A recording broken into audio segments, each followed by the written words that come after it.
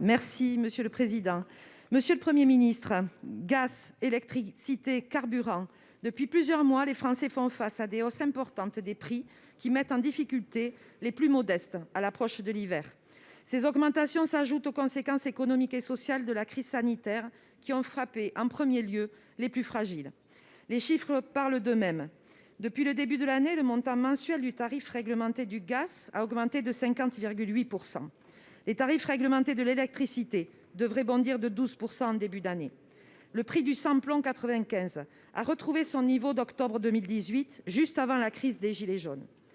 Certes, des éléments conjoncturels liés à la reprise économique mondiale expliquent ces tensions sur les prix, avec une demande en forte hausse. Les facteurs de formation des prix, avec le poids des taxes, accentuent également l'élasticité des tarifs. La situation illustre aussi la difficulté de l'Union européenne à mettre en place, dans ce contexte de transition écologique, une stratégie énergétique commune profitable aux citoyens européens, alors que les intérêts des États membres sont souvent divergents. Néanmoins, par-delà ces questions, l'urgence demeure pour nos concitoyens. Vous avez annoncé la mise en place d'un bouclier tarifaire pour contenir, d'ici le printemps 2022, la hausse des prix du gaz et de l'électricité. Vous envisagez également de relever au besoin le chèque énergie. Si ces décisions sont un premier pas que nous saluons, elles restent ponctuelles. Elles ne suffiront pas en cas d'hiver rigoureux ou de nouveaux chocs d'offres ou de demandes. Plus largement, c'est bien notre souveraineté énergétique qui est en jeu, la seule à même, grâce à notre mix, de garantir que l'énergie reste un bien commun accessible. Comment comptez-vous donc agir pour que l'énergie ne devienne pas, à long terme, un facteur d'inégalité qui grèverait le pouvoir d'achat des Français ? Je vous remercie. Pour vous répondre, la parole est à la secrétaire d'État en charge de la biodiversité, Madame Bérangère Abba. Merci Monsieur le Président, Mesdames, Messieurs les sénateurs, Madame la sénatrice Carrère. Effectivement, tout d'abord, permettez-moi d'excuser Barbara Pompili, à qui s'adressait votre question et qui est actuellement en Conseil des ministres au Luxembourg. Avec donc effectivement ces prix de l'énergie qui sont en hausse, en forte hausse, et ces réponses qui étaient nécessaires. Cette hausse, elle découle, vous le savez, de l'augmentation du prix du gaz, liée elle-même à l'accroissement de la demande suscitée par la reprise mondiale, ainsi qu'à une réduction de certaines productions, notamment en Russie et en Norvège.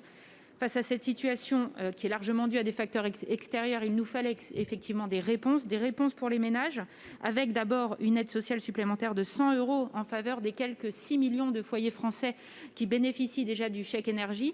Cette aide supplémentaire, elle sera versée avant la fin de l'année directement et sans entreprendre de démarche particulière. Elle arrivera dans les boîtes aux lettres des Français et elle s'ajoute évidemment au chèque énergie de l'année 2022 qui seront versés en mars. Et puis, comme le Premier ministre l'a annoncé, nous allons déployer ce bouclier tarifaire qui vise à protéger tous les Français. Les prix du gaz seront bloqués tout l'hiver à leur niveau d'octobre. Et sans cela, la facture des Français aurait pu augmenter de 30 %.